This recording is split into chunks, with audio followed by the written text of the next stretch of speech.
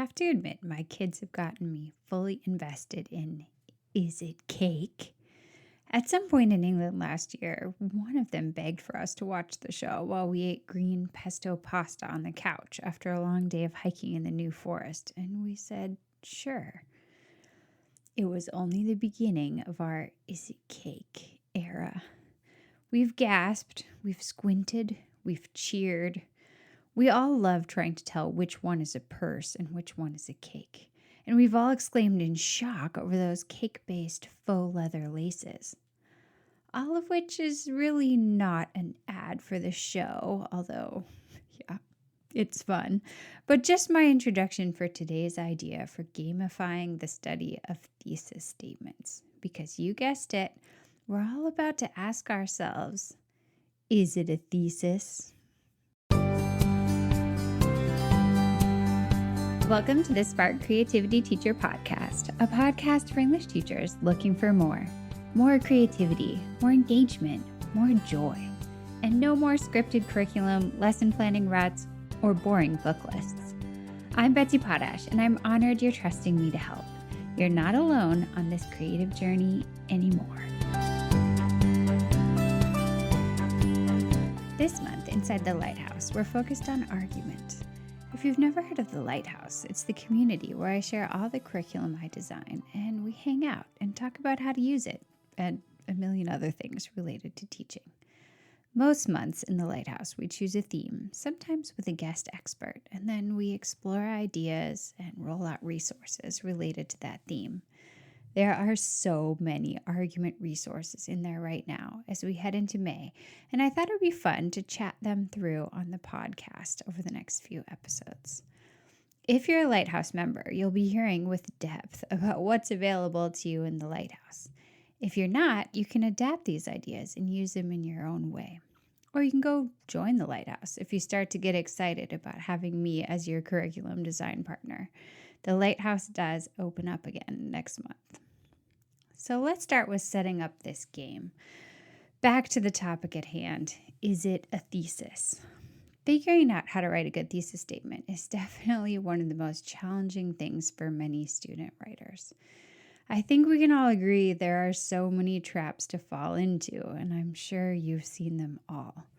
A student might write a thesis with zero room for argument. Yes, in other words, a statement of fact. I've seen a lot of those. A student might write a moral, a fragment, a vague generalization that's impossible to prove, a theme.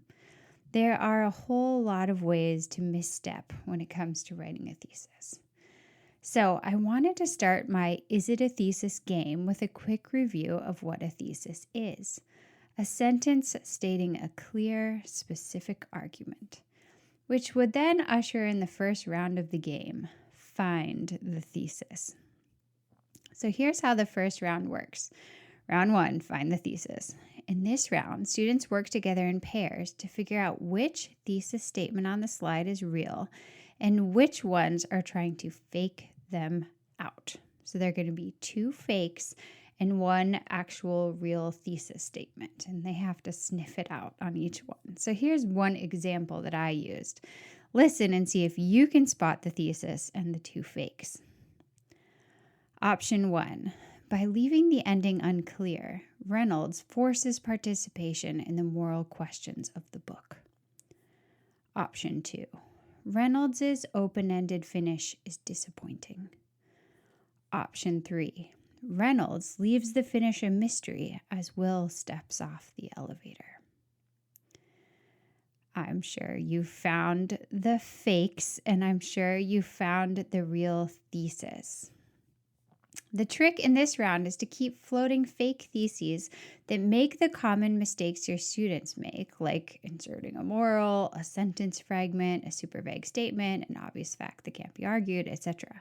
But you don't want it to be too obvious or the game won't be fun. So let's go through what I would explain to students. First of all, option 1. By leaving the ending unclear, Reynolds forces participation in the moral questions of the book. Ding, ding, ding, ding. This is my thesis statement. This thesis statement makes an argument, which the paper can then go on to defend. Option number 2, I would explain, is no good. Reynolds's open-ended finish is disappointing.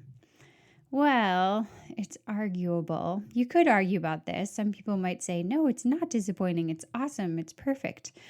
But in the end, it's pretty hard to win the argument because disappointment is a matter of opinion, right? You can't prove that something is disappointing or not disappointing because it can disappoint you and not disappoint someone else. And then number 3, Reynolds leaves the finish a mystery as Will steps off the elevator. It sounds kind of good. It feels like the kind of trap students just might fall into, but this is just a fact, right? If you've read the book long way down, then you know that it's true. There's nothing that can be proven in the paper. All you can do is describe what happens, but nobody can argue against it. So in this round, your students are going to have looked at these 3 choices, and then they're going to write down the one that they thought was the thesis and their reason for why. And then once everyone's had a chance, and you're going to go through and explain these 3 thesis statements and why they work or don't, you can first let the class vote and kind of get a feel. Did people get it?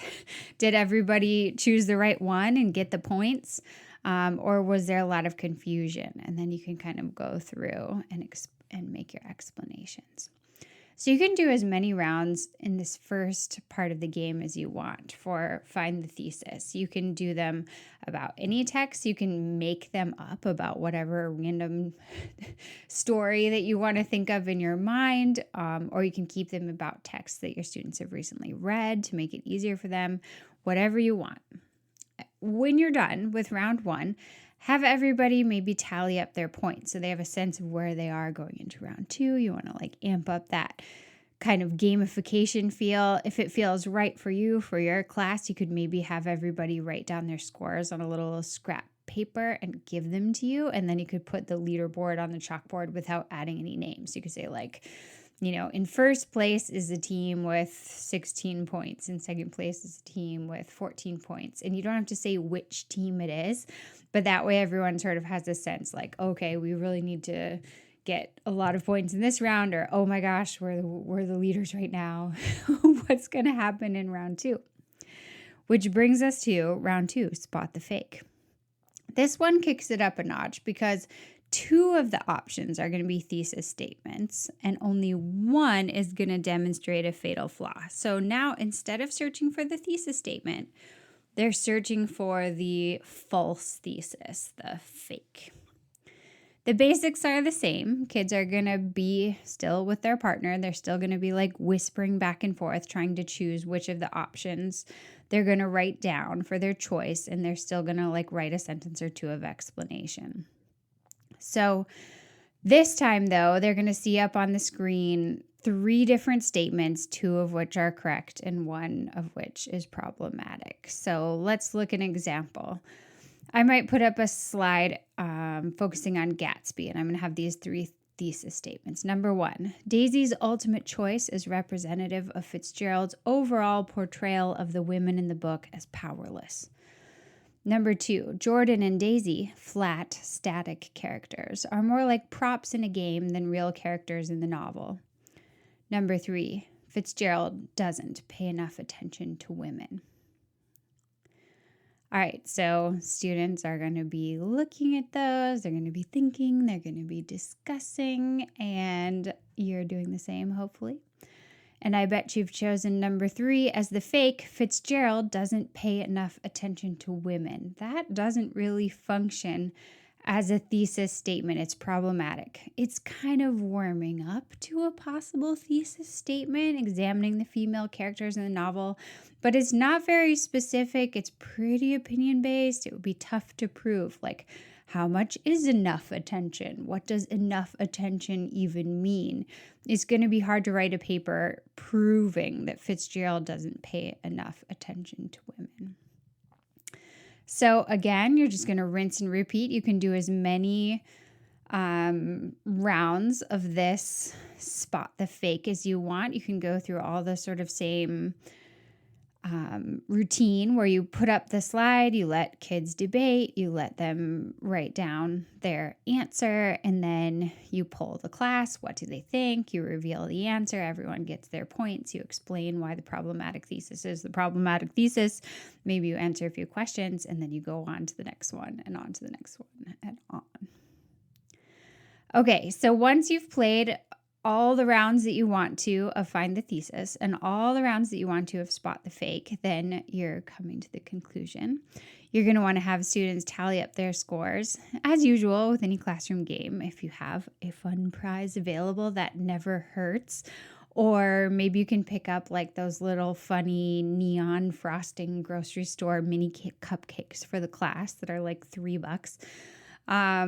Side note, my son's amazing science teacher has one of those mini cupcakes in a glass dome in her classroom right now from about 4 months ago, and it still looks exactly the same. So take from that what you will. Maybe you want to use something else as your refreshment, or maybe it's like, okay, so those are well preserved. Anyway, if you decide to play another round of this somewhere down the line, if you have so much fun and it's wonderful practice and you all enjoy it, this could be something that you repeat every unit or two, and you could have students start to craft the Find the Thesis slides and the Spot the Fake slide. Thanks so much for joining me today to talk about a fun way to gamify argument practice. Until next time, take care of yourself and stay creative.